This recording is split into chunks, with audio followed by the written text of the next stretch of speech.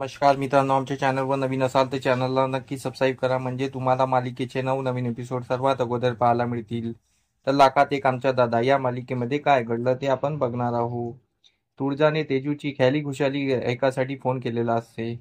तर तिकडे डॅडी एक बदामचं दूध घेऊन येतात आणि तेजूला बोलतात की हे घे बाळा, आणि आमचे नातवंड एकदम तंदुरुस्त राहिले पाहिजे, नातवंडाला काही झालेलं नाही पाहिजे. डॅडीचे हे ऐकून तुळजाला विचार येतो की डॅडी आता पण मुलांसाठीच विचार करत आहे, त्यांच्या नातवंडा यायला पाहिजे, की मुली जन्माला आल्या तर काय होईल, आणि यांची ही भ्रम यांचा दूर केलेला पाहिजे असं तुळजाला वाटत असतं. इकडे घरी सर्व बसलेले असतात आणि इकडे भाग्या आणि पुड्या इकडे बाहेर असतात. भाग्याला तो तिकडे कॉलेजमध्ये नेलेलं असतं आणि भाग्याला भूक लागली असते म्हणून पुड्या स्वतःचा डब्बा भाग्याला देतो, कारण की भाग्याचा डब्बा पडलेला असतो. तर भाग्या ती जेवण करते पण डब्बा संपून जातो. भाग्या बोलते की पुड्या, डब्बा तर पूर्ण संपला तर तू काय खाशील. तर पुड्या बोलतं हे माझंच गाव आहे, माझं घर इथेच आहे, मी जाऊन घरी जाऊन जेवण करून घेईल. पुड्या भाग्यासाठी खूप काही करत असतो. मग पुड्या इकडे स्वतःचं काम करत असतो, हात धुत असतो, तर भाग्य त्याच्याकडे बघतच असते. आपल्याला समोर आपल्याला पुड्या आणि भाग्याची प्रेम कथा पाहायला मिळणारच आहे. तर इकडे घरी सूर्या वगैरे असतात आणि घरी बोलत असतात सर्व, राजू वगैरे, सूर्या वगैरे, तुळजा वगैरे. तर तेवढ्यात तिथे सरनोबत येतात. सरनोबत बोलतात की घरी कोणी आहे का. सूर्या त्यांना बघतो आणि अचंबच होतो. सूर्याला वाटते की सरनोबत आमच्या घरी कसे काय. तर ते सरनोबत त्यांच्या घरी आतमध्ये येतात आणि बोलतात की आम्हाला तुमच्याकडे काम होतं, म्हणून आम्ही स्वतःच आलेलो आहे, आणि आम्हाला लग्नाची बोलणी करायची आहे. सूर्या बोलतो कोणाच्या लग्नाची बोलणी.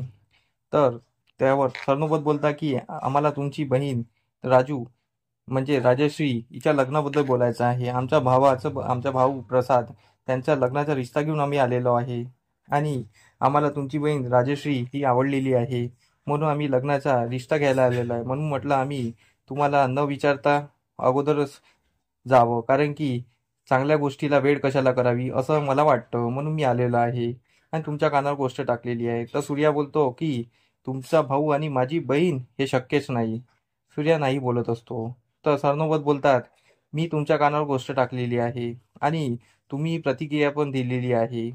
तुमची प्रतिक्रिया म्हणजे ही तुमचं शेवट नाही, कारण या गोष्टी ह्या निवांतपणे केलेल्या असतात, म्हणून यावर थोडा विचार करायला पाहिजे. तर तुमची प्रतिक्रिया आहे ती आम्हाला समजली, पण तुम्ही या गोष्टी विचार करा, मग आम्हाला कळवा, कारण की लग्नाची गोष्ट आहे, थोडं निवांत विचार केलेलाच पाहिजे. तर सरनोबत हे बोलून निघून जातात. तर तुळजा बोलते सूर्या, हे अचानक काय घडलं, हे असे काय विचारायला आले, आणि राजूच्या लग्नाबद्दल मला काही कळतच नाही आहे. तर इकडे राजूचं मन चलबिचल होत असतं. राजूला वाटते की आपण या लग्नाचा होकार दिला पाहिजे, कारण की सूर्याच्या डोक्यावर जे ओझं आहे, राजू बोलते की माझ्या भावाच्या डोक्यावर ओझं नाही यायला पाहिजे, म्हणून राजू लग्नाला होकार द्यायचा अशी तिची इच्छा असते. तर इकडे डॅडीच्या घरी डॅडी तेजूची खूप काळजी घेत असतात आणि सर्व जेवणाच्या टेबलवर बसलेले असतात. डॅडी बोलतात आज सर्व मिळून जेवण करूया आणि कोणी कोणाला वाढायचं नाही, सर्व आपापल्या हाताने घेतील. तर त्यावर शत्रू बोलतो की आई मला पोळी दे. तर ती पोळी देते. मग त्यानंतर इकडे मालन इशाऱ्याने शत्रूला बोलते की तो डबा दे इकडे. तर शत्रू बोलतो इशारा कशाला करते, तोंडाने सांग ना, मी देतो ना. तर त्यावर डॅडी बोलतात की तिची वाचा गेलेली आहे, तुझी आई गेली तेव्हापासून. तर शत्रू बोलतो हो हो. मग मालनच्या जीवात जीव येतो. तिला वाटतं की आपलं सत्य कोणाला कळलेलं नाही आहे. तर इकडे त्या दिवशी शत्रू दारू पिऊन आला होता, म्हणून मालांचा आवाज शत्रूने ऐकलेला नसतो, म्हणून त्याला काही माहीत नसतं, म्हणून शत्रू होकार देऊन देतो. इकडे सरनोबतचा विचार करत हा सूर्या बसलेला असतो आणि इकडे सरनोबत घरी आलेले असतात. सत्यजितला काही पटलेलं नसतं. सत्यजित त्याच्या आजीला बोलतो की त्या सूर्याच्या घरी आपण हात पसरावं मला आवडत नाही आहे. सरनोबत घरी आल्यानंतर सर्व बसलेले असतात आणि ते आजीसोबत बोलत असतात. तर आजी बोलतात की तुम्ही लवकरात लवकर दुसरी मीटिंग करा आणि ह्या लग्नाची बोलणी करा.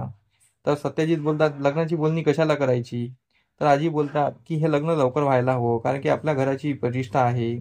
तर सत्यजित बोलतो पण हे मुलगी चांगली नाही, खूप शिकलेली मुलगी आहे आणि तिला खूप ज्ञान आहे, ती आपल्या घरात आली तर आपल्या घराचं वाटोळं होईल आणि तिला हिशोबातलं सर्व समजतं.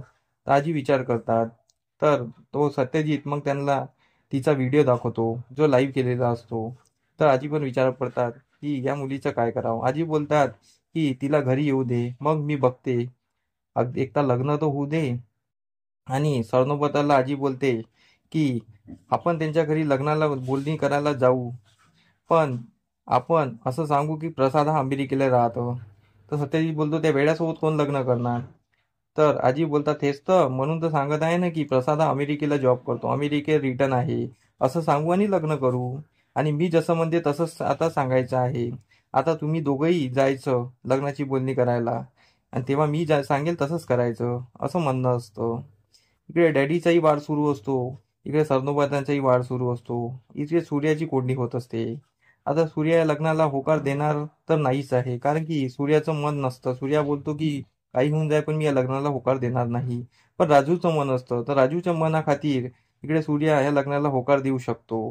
हे आपल्याला समोरील भागात कळणारच आहे. तर आमचा एपिसोड कसा वाटला मला कमेंट करून नक्की सांगा. धन्यवाद.